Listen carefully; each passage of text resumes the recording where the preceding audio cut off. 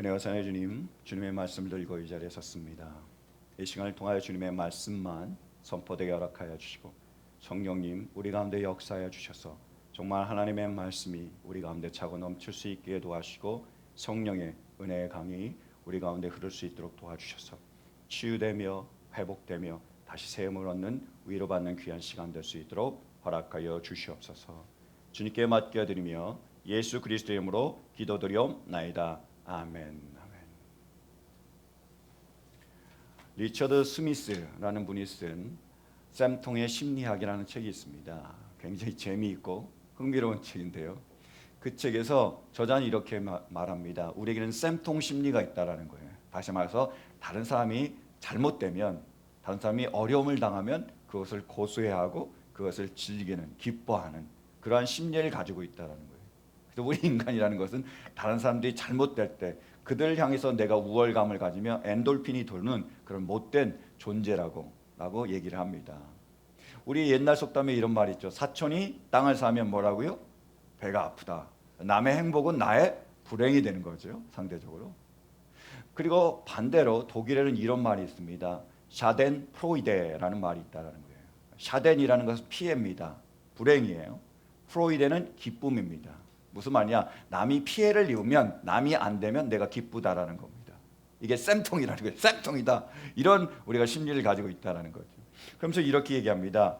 내가 싫어하는 라이벌 야구팀의 한 선수가 부상을 당한다. 그 팀의 전력에 문제가 생길 테니 쌤통이다. 직장에서 내가 질투하던 사람이 휴가를 다녀오더니 허리에 살이 붙었다. 쌤통이다. 혹은 내 라이벌이 있는데 그 사람의 머리가 빠른 속도로 휑해지고 있다. 쌤통이다. 우리가 그런 심리를 가지고 있다는 거예요. 근데 이 쌤통의 극단적인 예가 바로 히틀러입니다. 히틀러가 살고 있는 그 당시 오스트리아 빈에는 유대인이 9% 정도가 됐대요. 인구의 9%가 유대인이었습니다. 그런데 그 오스트리아 빈에 판사나 변호사나 금융가나 혹은 의사나 이런 전문직에 관련돼서 일을 하고 있는 사람의 50%가 유대인이었다는 거죠. 그래서 이 히틀러는 그 유대인들 보면서 동경하기도 하고요, 질투했습니다. 그래서 이 질투가 병이 됐습니다. 그 증오가 됐고요. 그리고 그 증오심 때문에 어떻게 해요? 유대인들을 학살하는 거기까지 이르렀다는 거죠. 사촌이 땅을 사면 어떻다고요? 배가 아픕니다. 그러니까 어떻게 한 거죠? 사촌을 해치고 내가 그 땅을 차지하려고 하는 거죠. 이런 심리를 가지고 있다는 거예요. 여러분 혹시 우리도 이런 쌤통 심리를 가지고 있는 것은 아닙니까? 사촌이 땅을 사면 혹시 배가 살살 아픈 건 아니신지요? 그리고 사촌이 농사를 짓다가 망하면 속으로 웃고 있는 것은 아닙니까? 겉으로는 못 웃고 사촌이니까. 어떠십니까? 여러분 우리는 하나님의 자녀입니다. 그렇죠? 이래서는 안 되지요. 로마서 12장 15절 말씀처럼 우리가 사람들이 즐거워하는 자들로 함께 즐거워하고 그리고 우는 자들로 함께 울어야 됩니다. 그것이 주님의 마음이고 우리가 닮아가야 되는 마음이죠. 정말 기뻐하는 자들과 우리가 함께 기뻐하고요, 슬퍼하는 자들과 함께 슬퍼하기 위해서 우리에게 꼭 필요한 것이 있습니다. 그것은 눈물입니다. 하나님의 자녀로서 주님을 닮기를 원하는 우리가 꼭 필요한 것이 있는데 그것이 눈물입니다. 오늘 우리에게 주시는 말씀은 다윗의 눈물에 관한 말씀입니다. 전 이 말씀을 통해서 우리도 다윗처럼 함께 울어줄 수 있는 사람들이 될 수 있기를 간절히 바라요. 먼저 다윗의 눈물은요, 애통의 눈물이었습니다. 우리 말씀 보실까요? 17절이요. 다윗이 사울과 그의 아들 요나단의 죽음을 슬퍼하여 조가를 지어서 부르고. 이스라엘과 블레셋이 전투가 벌어졌습니다. 전쟁이 난 거예요. 그래서 사울 왕이 참전하고 그의 아들인 요나단도 참전을 했습니다. 영맹하게 싸웠지만 부상을 당합니다. 결국 죽고 말아요. 사울이 죽고 요나단이 죽었습니다. 이 다윗은 그 요나단의 죽음 앞에서 눈물을 흘리며 슬퍼하고 있습니다. 여러분 요나단이 어떤 사람이었죠? 한번 말씀 보실까요? 우리 26절. 나의 형 요나단, 형 생각에 나의 마음이 아프오. 형이 나를 그렇게도 아껴주더니 나를 끔찍히 아껴주던 형의 사랑은 여인의 사랑보다 더 진한 것이었어. 요나단은 다윗을 끔찍히 여인들보다 더 사랑한 사람이었다라는 거예요. 이 구절에 대해서 옥스퍼드 주석은 이렇게 설명을 하더라고요. 이때 여인들의 범주에는 어머니와 아내까지 다 포함된다. 따라서 다윗에 대한 요나단의 사랑이 여인들의 사랑보다 더 뛰어났다는 것의 의미는 그 사랑이 자식을 향한 어머니의 사랑, 남편에 대한 아내의 사랑, 남녀 간의 사랑보다 더 절대적이고 헌신적이었다는 것을 암시한다. 이렇게 얘기했습니다. 어머니가 자식을 사랑하는 그 마음, 아내가 사랑하는 연인이 자기 사랑하는 그 연인을 사랑하는 그 마음보다 요나단의 사랑이 더 컸다라는 겁니다. 요나단은 자신의 생명보다 다윗을 사랑합니다. 그래서 자기의 아버지 사울이 다윗을 죽이려고 할 때 자기가 죽을지언정 다윗을 살려주려고 노력하죠. 다윗은 자기를 이렇게 사랑하는 요나단, 그 벗을 잃었습니다. 다윗은 그렇게 자신이 사랑하던 그 요나단 앞에서 눈물을 흘리는 거죠. 우리도 이렇게 사랑하는 이들, 정말로 우리가 끔찍히 아꼈던 이들이 죽으면, 그들이 불행한 일을 당하면 눈물을 흘리게 됩니다. 애통의 눈물입니다. 근데 다윗의 눈물은 또한 용서의 눈물이었습니다. 흥미로운 게 뭐냐면 다윗이 요나단을 위해서 울었습니다. 당연히 그렇게 울겠죠. 우리도 그러니까요. 근데 다윗은 사울을 위해서도 울었다라는 거예요. 사울을 위해서 눈물을 흘립니다. 여러분, 사울은 어떤 사람입니까? 다윗은 원수잖아요. 왼수입니다. 다윗은요, 사울을 위해서 전쟁에 참여합니다. 블레셋과 용맹하게 목숨을 걸고 싸워요. 그런데 사울은 그런 다윗을 미워합니다. 시기하죠. 질투합니다. 그리고 자신의 왕권의 위협을 느끼고 두려워하며 어떻게든 간에 다윗을 죽이려고 합니다. 사울은 다윗의 적이죠. 왼수입니다. 그런데 이 다윗은 자기의 왼수가 죽었는데 눈물을 흘리는 거예요. 이것은 용서의 눈물이라는 거죠. 다윗은 사울을 용서합니다. 그래서 그를 위해서 눈물을 흘릴 수 있는 거죠. 근데 다윗이 어떻게 사울을 용서할 수 있었을까요? 그래서 우리가 이 질문을 가지고 우리 설교 모임 때 많이 나눴습니다. 여러 목사님들이 자기 의견을 다 얘기했는데 한 분이 그러시더라고요. 다윗이 그릇이 컸기 때문이다. 하나님께서 선인에게도 악인에게도 비를 다 내려주듯이 다윗은 선인도 품어주고 악인도 품어줬다. 그래서 악인 앞에서도 그를 용서해주고 눈물을 흘렸다. 이렇게 얘기하셨어요. 저는 이렇게 얘기했습니다. 그럴 수도 있지만 다윗이 사울을 용서할 수 있었던 가장 중요한 이유, 가장 절대적인 이유는 그를 불쌍히 여겼기 때문입니다 라고 생각한다는 거예요. 다윗은요, 사울을 불쌍히 여길 수 있었습니다. 불쌍하니까 용서하는 거예요. 이게 우리에게 중요하다는 거예요. 여러분, 마태복음 18장에 보면 우리가 잘 아는 1만 달란트 빚진 자의 비유가 나오죠. 어떤 사람이 왕에게 1만 달란트를 빚졌습니다. 지금으로 따지면 얼마냐 하면 48억 불입니다. 엄청나죠? 48억 불을 이 사람이 빌렸는데 못 갚은 거예요. 왕이 불렀습니다. 너 왜 못 갚냐? 왜 안 갚냐 이거죠. 너 나에게 빚을 언제 갚을 거냐? 그래서 막 화를 내면서 어떤 방법을 통해서도 빨리 당장 지금 그 빚을 갚으라고 말합니다. 48억 불을요. 이 사람 갚을 수가 없어요. 왕에게 얘기합니다. 왕이시여, 내가 다 갚겠습니다. 네, 나를 조금만 참아주세요 라고 간청을 합니다.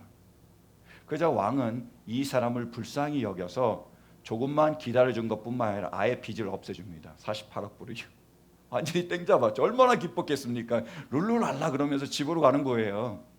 그 기쁜 마음으로 집으로 가고 있는데 자기에게 100데나리온을 빚진 동료를 만납니다.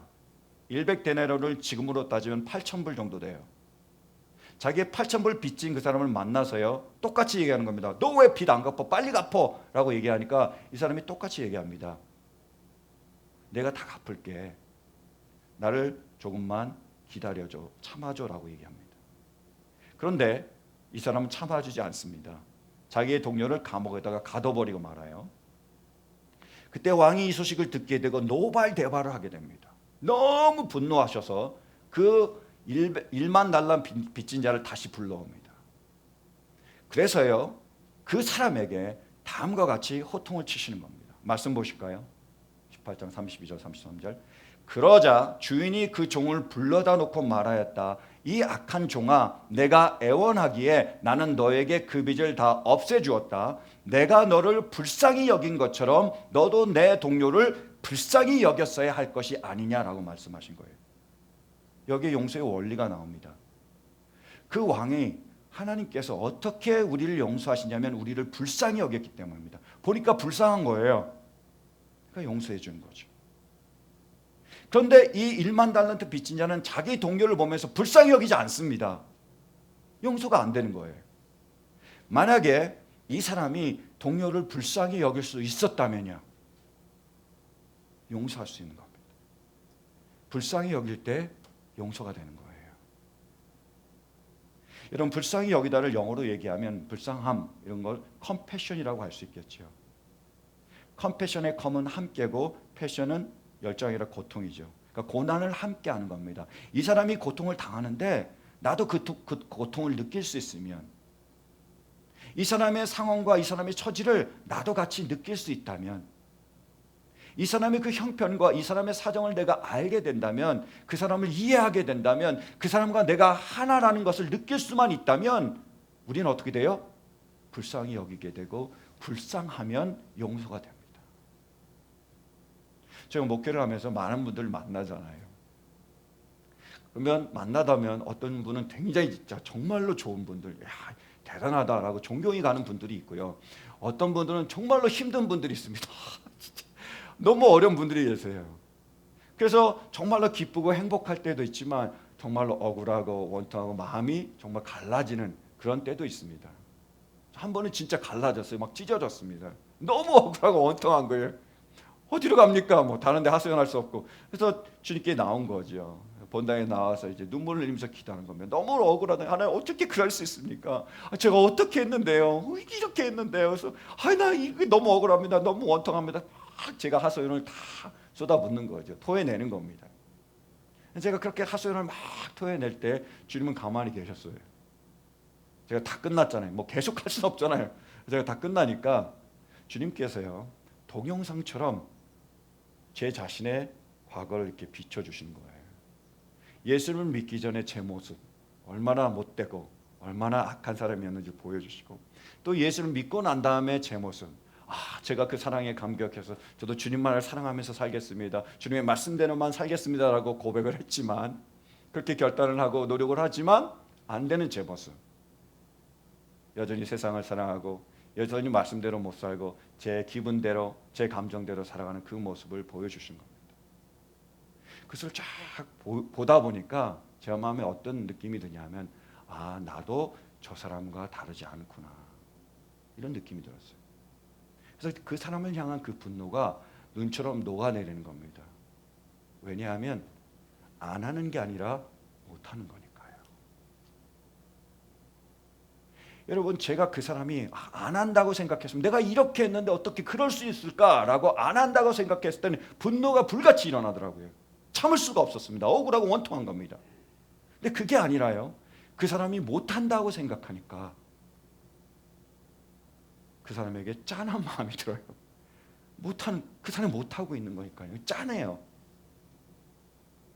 그리고요, 그 사람을 위해서 기도가 나오는 거, 이해가 되는 거예요. 화가 누그러지는 거죠. 중요한 원리입니다.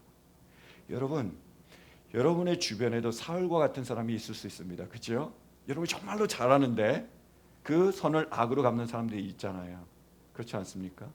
열심히 여러분들이 정말로 많은 것들을 그 사람을 위해서 베풀었는데 그 사람은 여러분들을 우습게 여기거나 아니면 오히려 등에다가 이제 칼을 받거나, 그죠? 여러분의 마음을 찢어놓고 원통하고 억울하게 하는 사람들이 있을 거예요. 여러분은 어떻게 생각하세요? 그 사람들이 안 하는 걸까요? 못 하는 걸까요? 우리는 안 한다고 생각하지만, 어떻게 저럴 수 있냐라고 생각하지만, 실은 그 사람이 몰라서 그런 건 아닐까요? 그 말과 행동이 우리의 마음을 상하게 한다는 것. 아니면 알지만 그 사람도 노력하지만 혹시 못하는 것은 아닙니까? 부족하니까요. 똑같이 연약하니까요. 제가 기도 가운데 제 부족한 모습, 제 모자란 모습을 보면서 그 사람들도 그렇겠구나라고 공감했듯이, 컴패션이 이렇듯이 여러분 가운데서도 정말 주님 앞에서 노력하지만 할 수 없는 우리 자신을 바라보고 그 사람들도 우리와 같다라는 것을 우리가 느낄 수 있다면 우리는 그들을 불쌍히 여기게 되며, 불쌍히 여길 수만 있으면 용서하게 되는 거예요. 그 사람이 행동이 밉고 그 사람의 말이 미울지 모르겠지만 그 사람이 그렇게 할 수밖에 없는 그 상황과 그 사정과 그 뒷이야기들을 우리가 알 수만 있다면 우리는 어쩌면 그들을 용서하며 품어줄 수가 있습니다. 간절히 원하는 것은 우리도 우리의 사울들을 향하여 불쌍히 여기며 눈물 흘려줄 수 있는 은혜가 있기를 간절히 바라요. 또한 다윗의 눈물은요, 치유의 눈물이었습니다. 애통의 눈물이며 용서의 눈물일 뿐만 아니라 치유하는 눈물이었다는 거예요. 우리 말씀 보실까요? 17, 18절. 다윗이 사울과 그의 아들 요나단의 죽음을 슬퍼하여 조가를 지어서 부르고 그것을 활노래라 하여 유다 사람들에게 가르치라고 명령하였다. 야살의 책에 기록되어 있는 그 조가는 다음과 같다. 이렇게 나와 있습니다. 흥미로운 건 뭐죠? 다윗이 사울과 요나단의 죽음 앞에서 개인적으로 자신이 울었을 뿐만이 아니라 그 슬픔을 조가로 만들라고 했습니다. 그 슬픔의 노래를 활의 노래라고 부르며 그것을 유대 사람들에게 가르쳐서 그들이 부르게 했다라는 거예요. 그들도 같이 눈물을 흘리게 했습니다. 민족적으로요. 왜 그렇죠? 바로 유대 사람들이 웃고 있었기 때문입니다. 여러분 그 상황을 잘 알잖아요. 사울이 뭐예요? 왼수입니다. 적입니다. 사울이 쫓아오니까 다윗과 그의 신하들은 도망 다녀야 되는 거예요. 계속 도망 다니는 겁니다. 얼마나 힘들겠어요. 뿐만 아니라 사울이 왕이니까 지금 다윗이 왕이 못 되죠. 근데 어떤 일이 벌어졌죠? 사울이 죽었습니다. 더 이상 쫓겨다니지 않아도 됩니다. 이제 다윗이 왕이 될 수 있습니다. 다윗이 왕이 되면 그의 지파였던 유대 지파가 득세하는 거죠. 뭐죠? 샤덴프로이데, 쌤통이잖아요. 저 사람 죽었어요. 웬수가 죽었습니다. 우리에겐 잘된 일이잖아요. 그러니까 웃는 겁니다. 기뻐하는 거예요. 축배를 들고 있었습니다. 그때 다윗은요, 그 유대 민족을 향하여 애가를 지어서 부르며 너희도 웃지 말고 울라라고 명령한 겁니다. 너희도 울어야 된다는 거예요. 여러분, 이 사울 왕은 유대 민족에게는 원수지만 북이스라엘에게는 어떤 사람이었을까요? 한번 말씀 보시겠습니까? 24절. 이스라엘의 딸들아, 너희에게 울긋불긋 화려한 옷을 입혀주고 너희의 옷에 금장식을 달아주던 사울을 애도하며 울어라, 이렇게 얘기하고 있습니다. 남유대에게는 적이었잖아요. 북이스라엘에게는 어떤 사람이었죠? 이 사울이 그 이스라엘 딸들 위해서 울긋불긋한 아름다운 옷을 지어주고 그들에게 금장식을 달아주는 사람입니다. 그들의 필요를 채워주고 그들을 위해서 애썼던 사람이라는 거예요. 북이스라엘에게 사울은요, 왕이며 아버지며 형제였습니다. 지금 북이스라엘 사람들은 그 형제를 잃은 거며 아버지를 잃은 거며 왕을 잃었습니다. 슬퍼하면서 눈물을 흘리고 있었죠. 여러분, 북이스라엘이 그렇게 눈물을 흘리고 있을 때 유대인들이 좋다고 기쁘다고 재밌다고 막 이러고 있으면, 웃고 있으면 어떻게 되죠? 절대 그 두 민족은 하나가 될 수 없는 겁니다. 그 골은 더 깊어지는 거죠. 저도 그걸 강하게 느낀 적이 있습니다. 우리 아들이 옛날에 이제 경기를 많이 했잖아요. 경기를 내서 정말 구급차가 오고 위급한 상황에 이 아이가 실려갔습니다. 그래서 이 아이가 정말로 병원에서 고통받고 있었는데요. 제가 그것을 지켜보고 있었는데요. 옆에 간호사들이 있었습니다. 남자 간호사, 여자 간호사가 있는데 낄낄대면서 웃는 거예요. 야, 그렇게 듣기 싫은 웃음소리는 제가 처음 들었습니다. 너무 싫은 거예요. 그렇지 않습니까? 내가 울고 있는데 남이 내 앞에서 웃고 있다면 북이스라엘과 남유대는요, 절대 하나가 될 수 없습니다. 다윗은 유대 민족을 향해서 너희도 같이 울라라고 명령한 거죠. 북이스라엘의 슬픔 가운데서 남유다가 함께 울어줬습니다. 이 눈물을 통해서 북이스라엘이 치유가 되는 겁니다. 그 상처가예요. 그래서 둘은 하나가 될 수 있었습니다. 여러분, 우리가 당하는 슬픔을 치유하는 것은 섣부른 기쁨이 아닙니다. 이 슬픔을 치유하는 것은요, 그 슬픔을 함께 나눠주는 또 하나의 슬픔이라는 거예요. 우리 하나님은 우리를 너무너무 사랑하시죠. 정말로 사랑하십니다. 근데 때로는 우리에게 고통을 허락하세요. 우리가 고통스러워합니다. 근데 고통당하는 자녀의 모습을 보면서 하나님 그것을 외면한 분이 아니시죠. 어떻게 하시죠? 고통을 없애주진 않으세요. 필요하니까요. 그때는요. 어떻게 하시느냐? 하나님께서 그 고통 가운데로 들어오십니다. 그래서 우리와 함께 눈물을 흘려주시는 거예요. 그래서 우리가 그 고통을 이겨낼 수 있도록, 견뎌낼 수 있도록 하시는 거죠. 그것이 성육신입니다. 여러분, 우리 예수님께서 저 높고 높은 하늘보다를 버리시고 이 낮고 천한 곳에 내려오셨습니다. 우리와 같은 육체를 입으셨습니다. 연약한 육체를 입고 그리고 우리와 같이 고통을 당하시는 거예요. 그 고통의 클라이막스가 십자가죠. 잘 알잖아요. 십자가를 눈앞에 두고 예수님께서 겟세마네에 오르세요. 그래서 3번이나 간절히 땀방울이 핏방울이 되도록 기도하십니다. 왜요? 이 잔을 옮겨달라고요. 이 고통을 옮겨달라고요. 왜요? 그 십자가의 고통이 얼마나 끔찍한지를 미리 아셨습니다. 그래서 이 고통을 할 수만 있다면 옮겨달라고 예수님께서 기도하세요. 그러나 아버지의 뜻대로 십자가에 달리시죠. 그 십자가 위에서 육체적인 고통, 정신적인 고통, 영적인 고통을 당하십니다. 고통스러워서 이렇게 울부짖잖아요. 엘리 엘리 라마 사박다니, 나의 하나님 어찌하여 나를 버리십니까? 아무런 죄가 없는 분이 우리를 위하여 십자가에 달리시고 고통 가운데 울부짖으신 겁니다. 내가 목이 마르다라고 말씀하시는 거예요. 근데 예수님께서 고통을 당하는 우리 고통 가운데로 오셨고 우리와 함께 고통을 당하심으로 우리로 하여금 이 고통을 이겨내게 하시는 겁니다. 그분이 우리와 고통을 같이 했기에, 그분이 우리를 위하여 눈물을 흘리셨기에 우리가 그것을 이겨낼 수 있는 거죠. 극복할 수 있는 겁니다. 그래서 이사야 선지자는 다음과 같이 말하고 있습니다. 보실까요? 이사야 53장 함께 봉독합니다. 시작. 그는 실로 우리가 받아야 할 고통을 대신 받고 우리가 겪어야 할 슬픔을 대신 겪었다. 그러나 우리는 그가 징벌을 받아서 하나님께 맞으며 고난을 받는다고 생각하였다. 그러나 그가 찔린 것은 우리의 허물 때문이고 그가 상처를 받은 것은 우리의 악함 때문이다. 그가 징계를 받음으로써 우리가 평화를 누리고 그가 매를 맞음으로써 우리의 병이 나았다 하며, 고통당하는 우리를 위하여 예수님께서 오셔서 함께 고통 당해 주시고 함께 눈물을 흘려 주심으로 우리가 위로를 받고 이길 수 있는 힘을 얻게 되는 거죠. 2000년이 지난 지금도요, 우리 예수님은 주님의 형제 자매들을 통해서 우리의 고통 가운데로 찾아오시고 우리와 함께 눈물 흘려주시고 계십니다. 2017년이었습니다. 세월호 사건 아시죠? 세월호 사건의 3주기였습니다. 그 세월호 사건의 3주기를 맞이해서 그 유가족 중에 한 어머님이 자신의 교회 홈페이지에 기도문을 올렸습니다. 이런 내용이더라고요. 창조주이시며 전능자라고 불리는 당신께 기도드리는 것 쉽지 않습니다. 3년 전 우리 아이들을 살려달라는 마지막 기도를 외면했으니까요. 당신께 등을 돌리고 살고 싶었습니다. 그런데 어디를 가든지 당신이 계시더군요.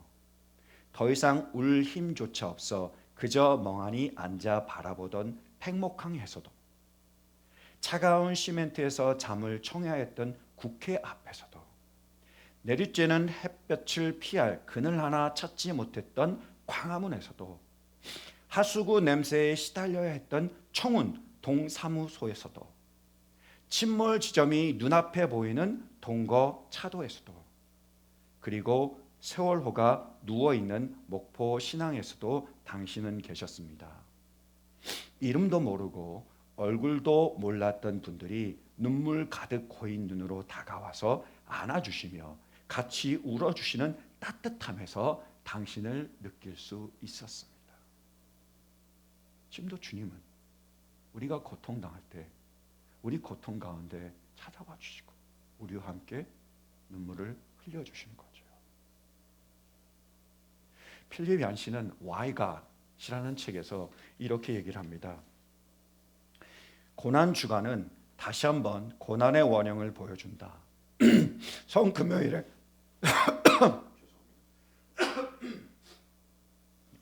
성금요일에 예수님은 이 세상이 그분께 행할 수 있는 최악의 것을 다 담당하셨다.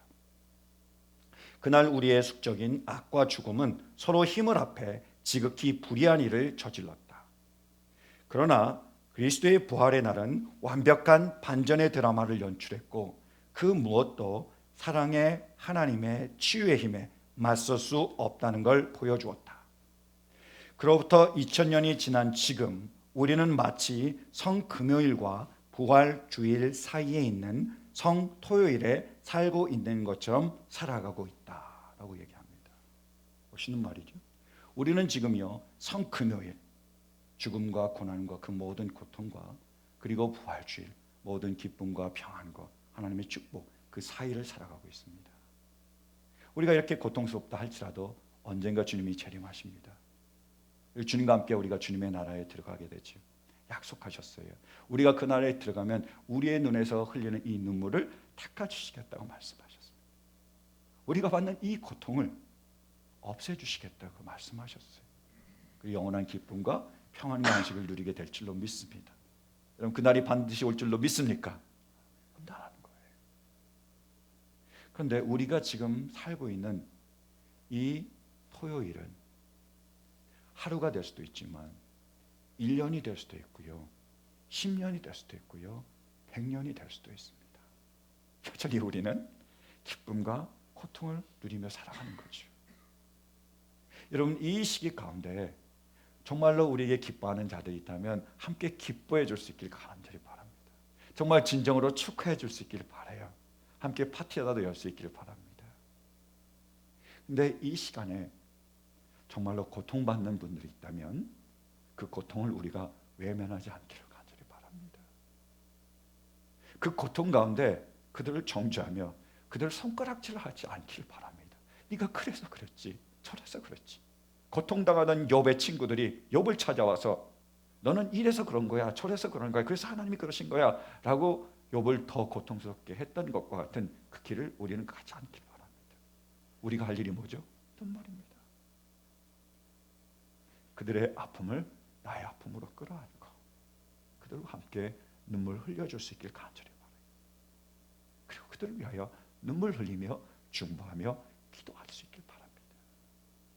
주님은 우리의 눈물을 통하여 그들의 상처를 치유해 주실 줄 믿습니다. 너무나 힘들지만 너무나 어렵지만 우리의 눈물이 있게 중보 기도가 있게 그들이 끝까지 견디며 버티며 마침내 승리할 줄로 믿습니다. 눈물로 씨를 뿌린 자는 기쁨으로 단을 거두게 되리라. 마침내 우리가 환히 웃으며 다 함께 영원한 기쁨을 누리게 될 줄로 믿습니다. 아멘.